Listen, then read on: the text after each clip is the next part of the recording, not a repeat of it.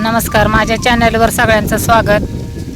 तर आज गणपती बसायचा दिवस, शुभ दिवस. तर आता चला म्हणलं कालच्या हरतालिका उपवासाची उत्तर पूजा करून घ्यावी म्हणून उदबत्ती करून घेतली आणि आरती नाही केली, पण आता उत्तर पूजा सगळी आता म्हटलं करून घ्यावी. आता आंघोळी झाली, सगळं स्वच्छ झाली आणि आता उत्तर पूजा करून घेते. परत आज शेतात पण जायचंय. शेतात आज 2 मैत्रिणींना बोलवलंय खुरपायला, त्यामुळं आणि सगळं आता आवरून जायचं. अगोदर म्हटलं आता आंघोळ झाली तर उत्तर पूजा करून घ्यावी आणि नंतरच मग स्वयंपाक बाकीची कामं आवरावीत. सगळं आवरून झालं. आता स्वयंपाक जेवण हे सुद्धा करून आलो शेतात खुरपायला. आता खुरपण चालू आहे. ऊस लागण आहे आमची.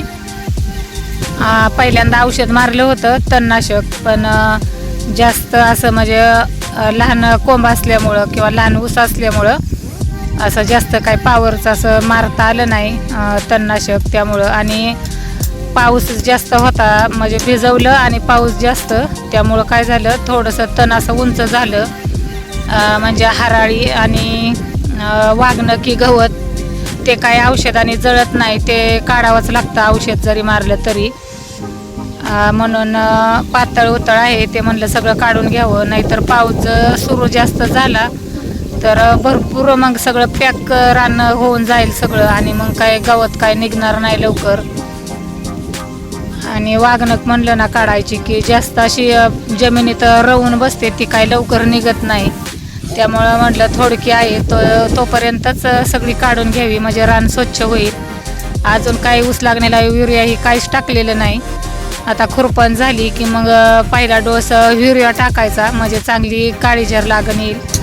आणि लागण पण एवढेच ऊसाची चांगली उगवून आली आमची, कुठाशी सांदावी लागली नाही. नाहीतर काय होतं, जास्त जर पाऊस असेल ना तर ऊसाचं टिपरं ते जाग्यावरच मातीत कुजून जातं आणि कुजून गेलं की मग जास्त असा त्रास होतो. मग परत लागण म्हणजे परत लागण सांडण्याचा. आता खुरपून घेतलं की युरिया टाकायचा, म्हणजे चांगलं ही होईल, काळोख येईल. आणि नंतर मग रेग मारून घ्यायची. आता बराच वेळ झाला संध्याकाळी शेतातून यायला, सगळ्यांनाच उशीर झाला, त्यामुळे शेळ्यासुद्धा अजून बाहेरच होत्या.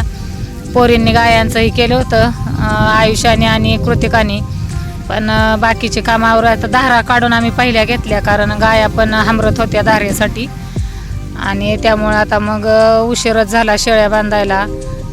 आता आमच्या चिल्ल्याला पण मी आधी जाळीत डालून टाकलं आणि नंतर आता ह्यांना सोडते आता आणि मग आता घरात आज गणपती बसवायचं, पण आम्ही काही गणपती बसवत नाही.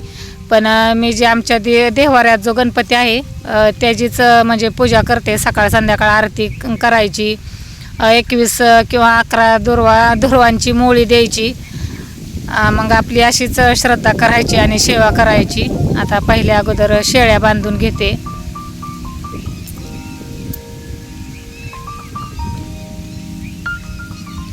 आज संध्याकाळी आता उशीर झाला, त्यामुळं गायांच्या गोठ्याच्या पाठीमागं आहे म्हणजे शेळ्यांचं घर. आता तिकडंच बांधावे लागणार. आता थोडं गोट्यात लाईट आहे, त्यामुळं तिकडं प्रकाश गेलाय उजेड, त्यामुळे एवढी काही भीती नाही.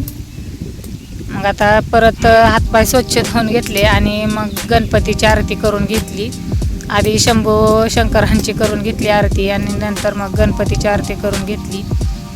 गणपती नाही बसवला तरी मग अशीच देवारातल्याच गणपतीच्या आरती केली. आणि नंतर आयुष्या म्हणली मी गणपती बाप्पासाठी आज शिरा करते प्रसाद म्हणून.